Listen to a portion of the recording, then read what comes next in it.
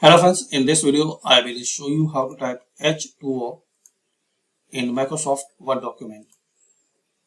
So type H2o, okay, in this way. Now you need this two little one. So select it, then home tab, select this one, subscript, this way. Then type